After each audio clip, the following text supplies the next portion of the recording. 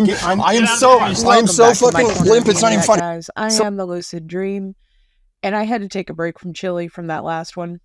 We're not going to talk about that, but this one was a little bit of a shorter update, so I figured we would give it a try and let me see if I can stomach it.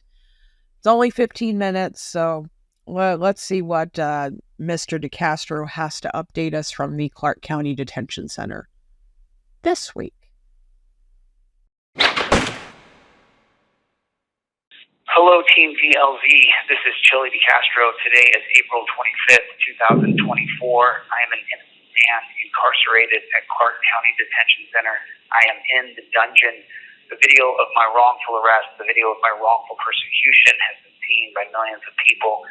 I am innocent and I am in jail. So thank you for taking the time to listen to this. I appreciate it. I've been in here now for almost 6 weeks. It's been a very difficult journey for me.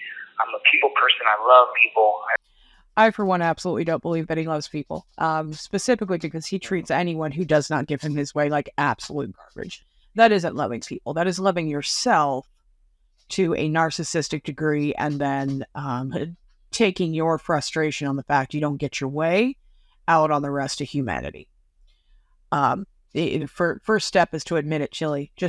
It's time to be honest with yourself. Love people. I'm an empath. I care about people. And so what I've done with my time in here was I mentioned about 2 years ago that I was going to create a board game called Constitutional Law Scholar. Well, guess what? I have created a board game called Constitutional Law Scholar. I have a little bit of the blanks to fill in, but I'm going to have the entire game on paper so I can translate it into cards, much like the Trivial Pursuit game of the 1980s and the 90s, that box of cards you got. But this is U.S. Constitutional Law Scholar, the board game. And it's played differently than just on a board. It's completely different than that. But I'm not going to go into too many details, but it is super exciting. If you ever wanted to learn the United States history or constitutional history, this thing that I've created is so interactive. It is so cool. I'm sorry. What? The Constitutional Law Scholar, the board game. He's got to be screwing with us at this point. I just had a flash in my head of the movie Spaceballs, and they're going through the merch, and he goes, "Spaceballs, the board game," and I now I have that in my head, but it's Chille with the Constitutional Law Scholar board game. It's got to stop. It's got to stop. I saw a post on Delete Laws yesterday. That is absolutely insane, and it is him promoting these gun keychains, and how they're realistic and they're available soon. And the post makes it look like it's a collab with this manufacturer, and from what I can tell, it's not even remotely close, because the manufacturer is a gentleman named Heller, who is a Second Amendment advocate. However, he is also a former police officer. So I have a real hard time believing that he and Chille are seeing eye to eye. So I really feel like this is some kind of, I don't even know. It's so out of the blue and weird that I really feel like they're intentionally trying to stir people up. But Constitutional Law Scholar, the board game. I can promise you this is not going to be on my Christmas list. If you're just a person who wants to learn history or play a history game, or if you're homeschooling your kids and you want to teach them history, if you are a school and you have a classroom full of students who want to learn history, if you're a bunch of 40-year-old dudes sitting around who want to learn history, I've created the most interactive, badass game you have ever seen. And this next week, I'll have a lot more knowledge because someone is sending me in the books that I requested. And so let me take that time just to take a segue here and say thank you. I've gotten your letters. I've gotten so many letters from John, from Joe, from Eric, from, oh man, I don't want to miss anybody's names, but I always do like people's names. And then you guys sent me books as well, but I don't know who the book comes from because it has to come from a publisher here in Vegas, or it has to come from Amazon directly. You can't just send me a book from your house. So I don't know who sent me this book called Probable Cause, but I want to say thank you for that book. And I want to say thank you for you guys sending me tons of letters. I mean, I really appreciate it. You guys can put the address up there in the edit. but thank you so much for sending me letters. It brings my spirit up so much. However, I'm just so excited about this new game that has really sprang to life as I've been locked up in here, because I have to spend my time doing something. I'm always a productive person, and so I spent my time creating this board game for you, and when I get out of here, I will have it completely done within 30 days. I'm going to make 1,000 copies, and I'll have them out within 30 days from the time I'm released from this dungeon. So he has the money to front the production of 1,000 copies of a board game. He's got the money to do that, but yet he still has 3 GoFundMe's up. So he has the money to put together his board game and release it, probably for $50 or $60 a piece. But he doesn't have the money to pay for his attorneys, so he's going to have his followers do it while he makes money on the board game. Or are we going to see a GoFundMe specifically to put together the board game? Maybe that, you know what, that's more likely. That's more likely. Yeah, that was stupid to think he's actually going to pay for anything on his own. Okay, continue. And then other thing that I kind of wanted to briefly talk about here is Stockholm Syndrome. I want you guys to research, Google, look up Stockholm Syndrome, because I am living it. I'm absolutely living it. I don't want to go into too much detail because I want you guys to research Stockholm Syndrome yourself, but because I'm such an empathic person, because I feel the plight and the pain of others, I put myself in other people's shoes to see how they see it, I'm definitely going through Stockholm Syndrome. I absolutely can't stand it. I hate it, but that's what's happening to me right now. I've also decided to change my diet while I'm in here, because the food is absolute slop. It is horrifically bad. It is like the lowest grade of food ever. And so now I'm doing is eating the vegetables on the tray. That's all I'm doing. A couple of you guys sent me iCare gift packages. There's a website called iCare Gifts. Thank you so much. I'm trading the food that you sent me through iCare Gifts to other people for bottled water, because I can only order 3 bottles of water at a time. So that's what I'm doing with that. Oh my God, Brenda, the food here is awful. Why did we come here? I don't have enough bottled water, and there's no bubbles. I need bubbles in my water. Excuse me, I am missing my probiotics, and you will not be getting a tip. That's what goes on in my head when I listen to him talk about the food. Stockholm Syndrome. No, Chille, what that is you are actually seeing the guards and the people who work there in the jail as human beings, because you're having to associate with them every single day. You don't have Stockholm Syndrome. You're just finally starting to realize that the people you treat like absolute garbage and treat like they are not human are human beings. You have this image of them in your head, and you have to keep that there to do what you do. You're not going through Stockholm Syndrome. You are just finally starting to see that the people that you claim are inhuman are human. I was going to say just like you, but there is no one just like you. They're human beings. They walk, they breathe, they talk, they love, they hate. They are just like every other human being, and you are the problem. Brenda. And, I'm going through some stuff through the legal process here. There's some legal things going on. I will let Michael Eline tell you what's going on tonight on the channel when he goes live. I don't want to get into it too much because I don't want to give it too much credence, too much attention. There's always people in the world who are going to be, you guys can see it. There's people who celebrate me being in jail, even though I've committed no crime. I've hurt nobody. No restitution is due. No property is damaged. Nobody is hurt. Nobody's bleeding in the street. There's no babe weeping. There's no one crying they've been stolen money from. Nothing. I'm an innocent person in jail, but there's still people who celebrate that I'm in jail, which is just, that's, it's just, but that's not going to be me. I'm not that kind of person. I'm not going to stop being a loving, caring, giving person. I'm going to continue to be who I am. And the best gift that I could have done for the world is created this game U.S. constitutional law scholar.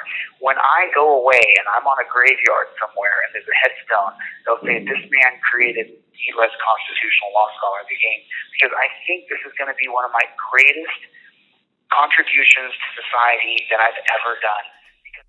While it is debatable that Chille has contributed anything to society other than being a waste of space, the fact that he is considering his constitutional law scholar board game, his magnum opus, worthy of putting on his tombstone, I'm honestly, I'm kind of dying to see what this is going to look like. Like, I shouldn't be as interested as I am, but I really am. I'm dying to see what is going to come out of that mush inside of his head. I am legitimately curious. If this actually comes to fruition, I'm going to try and get my hand on one of these things. And we're going to unbox it on the channel. If I can get a hold of one, that is what we are going to do. We are going to unbox Constitutional Law Scholar the game. That is now going to be a thing. We're done. Because it is the most interactive, fun way to learn history that you'll ever see in your entire life. You will never play a game that's more fun and more interactive that you can play with 7-year-old kids or 70-year-old men. It doesn't matter. I have been sitting here for a month and a half, and most of the time I'm a walk down to a bed with a desk at it, and I just have my pen, my paper, and my brain. And I'm fortunate that I have a near photographic memory, because I memorized so many cases and so much of history and amendments and states and all these things, and I've been able to put it together in the most incredible way you've ever seen. It didn't take long, to be honest with you. I've had the concept in my head for a long time, but I hadn't just sat down and said, okay, what are the nuts and bolts of this, and how does this work? How do you learn history by playing a game and it's fun? How do I do that? And how do I make it so it's not too hard for people? Because that was the big one. How do I make a game where, if I want you to know the 1883 case of Pace versus Alabama, if I want you to know that case, how do I present it to you in a way that you can learn Pace versus Alabama, and at the same time it's interactive and it's fun? And I figured that out.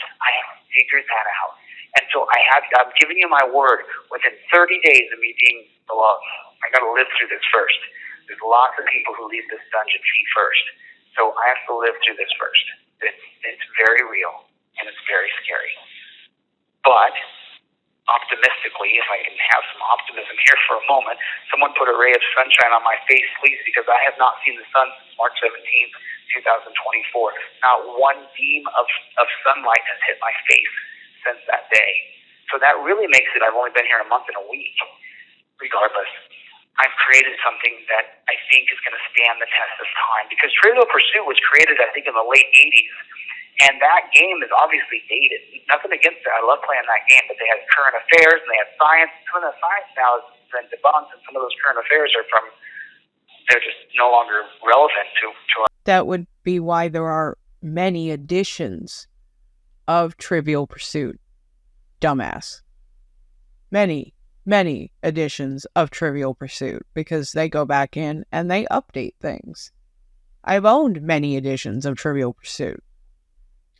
Somehow, I don't think you have ever managed to fill a full pie. I think you are always going to be a couple slices short. Relevant to our society. But U.S. Constitutional Law Scholar, this game I created, it'll be relevant for the rest of my life and the rest of yours, because history is not going to be changing. Remember, there was a bastardized version of history created by a guy named William Archibald Dunnan, who partnered with the Sisters of the Confederacy to write a whitewashed version of history. And I'm sorry that that's true, but it is. This is the unedited version of history where you truly learn. I'm talking, the learning factor in this is 100 times. It is 10x, 10x, 10x. And to me, I feel like I've been able to take advantage of this horrific process I'm being put through, and I've been able to take my time and my brain and my ability and my knowledge and create a product that you guys will be able to have and play with, and I'm super stoked about it. Look, obviously there's nonsense going on in the world. Oh, this man makes my brain hurt. It is not 10x, because that isn't an X, that is a multiplication symbol, you dumbass. It is not an X. This is not algebra where X plus Y equals Z, because X actually stands in for whatever number you're talking about. That is a mathematical symbol. That is a multiplication symbol. And let me tell you something. 10 times 10 times 10 does not equal 100. It's 1,000. I know basic math is probably hard for you, but it is not 100. And last but certainly not least, you're talking about history never changing. What the hell do you think the amendments to the Constitution are? The Constitution was, their president is now our history. The amendments are changes to history. Anytime you add a new law, anytime you add a new amendment, anytime you edit an amendment, anytime you pass a new ordinance, you are changing things in the past, in history, for the future. And I know for a fact you aren't going to update your Constitutional Law Scholar board game. I promise you that. So your board game will literally be out of date the second a Supreme Court case makes a ruling that changes constitutional law. End of story. Your board game already sucks, and it isn't even out. There's things I have to deal with legally that I shouldn't have to deal with, but I have to deal with them. And so I think we're creating another GoFundMe because I have to deal with this, and it's real. And so I don't want to give it too much credence, and I don't want to give it too much credit, and I don't want to sit and talk about it. And Michael Eline, I don't want you to sit and harp on this either. I want you to talk mostly about my upcoming case on May 1st, which is another obstruction charge in Las Vegas. Focus just on that, Mr. Eline. And let me say thank you to Michael Eline. He came and saw me again yesterday. And that guy he's a warrior for freedom, for liberty. If you guys have a case where someone got hit by a car or a car accident or any kind of case like that, hit up Michael, because he is doing, well, for me as a person, he's been a saint. He has been helping me. So, and to my team, there are people on my team, I'm not going to say their names, my friend in Cali, my friend in Pennsylvania, my friend in San Diego. There are people who have just helped me so much. My friend in Texas, my friend in New Jersey, my friend overseas. I have so many people who have helped me, and I just want to say thank you, because I'm taking the most advantage as I can of this time to be creative and to be productive. And for the letters you guys have sent me, every day I get letters. I get 3 to 6 letters every single day. And don't stop writing. I appreciate it. Thank you so much. You can send me to Chille Decastro 1669561, CCDC, and then that's going to be P.O. Box 43059, Las Vegas, Nevada 89116. So thank you for sending me letters. They actually bring my spirit up and my soul up. I didn't think that just getting a letter with a few hand-script words on there. Some people just send me a letter and they say, "Hey, Chille, we love you, man, and we're thinking about you, and this is wrong, what's happened to you," and we don't stop. And that's the whole letter. Dude, thank you for sending that. Joe, I got your letter. John, I got your letter. I'm not going to remember everybody's name, especially when I'm just rattling for the daily update for April 25th. But I do want to say thank you for sending me letters. I really super appreciate it. My friend Alan, my friend David, my friend V, there's people, and you guys have put money on my books, and you put money on my phone, so I can always go to commissary and order something, and not everybody has that opportunity. There's people in here who don't have anything at all. They have nobody putting any money on their books, and you guys are actively doing that for me consistently. And I just want to, from the bottom of my heart, say thank you to you guys who have done this. And of course, I'm going to make some constitutional law scholar games available for people who are super low income. Because the game itself, I mean, it'll cost money to get it, but I will make some versions available. The exact same version as the one that's regular, and I'll make it available for low income people. So, in other words, he is already admitting that he is going to massively overprice this piece of shit. I have a better idea. I have an idea. Let's put together a GoFundMe or like a Kickstarter and post it to all of Chille's followers so we can create Constitutional Law Scholar the Drinking Game. I feel like this could be a hit. You might need to sign a waiver before you play it, because if you take a drink every time that Chille calls himself a constitutional law scholar, I mean, that could end pretty badly. I mean, we'll figure out the details later, but I feel like we need to set up this GoFundMe and send it to Chille's followers. So you guys can get the game as well and play the game. And that's all I can do is just keep doing what I do. And listen, I'm not walking around in here like, skateboarding through here and be like, yeah, this is great. When I talk to you guys on the phone and I give a daily update, I've got to pull my spirit up. I got to pull my attitude up. I got to pull my head up and say, you know what? I'm addressing the people, and these are the people who love me and support me and who are on Team DLC. And so I pull up my spirit and I say, you show them that you can't be broken. You guys saw me in court. That was after I was in the hole for 5 days. I told one of the guards last night that this is part of the Stockholm syndrome I was telling you about. We had a conversation last night, and I said, I'm going to end this 23-hour-a-day lockdown. Do you know that I don't remember my hearing? When I was brought before Judge Zimmerman for the second time for my appeal bond, I don't remember any of it, not a single word of it, because I had been put in 23-hour-a-day lockdown.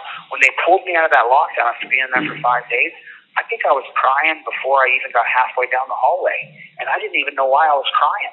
I just knew I was scared, and I was tired of being locked in this tiny little room. And I don't remember any of it. My brain cells over that 5 days had shrunk. They don't give you a pencil. They don't give you a book, nothing. You just sit in this tiny, tiny cell. And then once in a while they throw a cellmate in there, and sometimes that cellmate makes it worse for you. It makes it a lot worse. So I was telling this guard last night, you guys have given me a new part of my mission, which is to end the 23-hour-a-day lockdown. Now, this is definitely hell where I'm at, but there's nothing like 23-hour-a-day lockdown. Nobody should be treated that way. Nobody should be treated that way. And I tell you what, I'm going to end it, and I'm going to do it with you, and we're going to do it together. There's no way a person who's in the dungeon for a misdemeanor charge, there's no reason. You have 1 minute left. There's no reason in the world they should be locked into a room for 23 hours a day, and we got to change it. So I'll try to end on a positive note. Thank you for your support. I appreciate you. If you sent me an eye care gift or if you sent me a book, I don't know who you are. No name comes on it. So let me just say now, thank you. For your letters, thank you. For your support on my GoFundMe, there'll be another one tonight for the new charge I'm facing for obstructing justice May 1st. Thank you for your support. I really appreciate it. I love you. We don't stop. I'll see you when I get out of here. Thank you again. I'll see you on the next one. Later, Gators. Has anyone noticed that this new attorney is a personal injury attorney? And how, even Chille didn't recommend that if they were having any, legal trouble other than personal injury to give him a call. It's because he cannot find anyone but an ambulance-chasing personal injury attorney to take this case. Because everyone knows it's bullshit. That is hilarious to me. That is absolutely hysterical. Thank you for listening, guys. We're going to cut it here. Let me know what you think. Please like, comment, subscribe, do all that good stuff. Let me know what you think about Constitutional Law Scholar, the drinking game, and if we should start that crowdfunding. Otherwise, I'll catch you on the next one.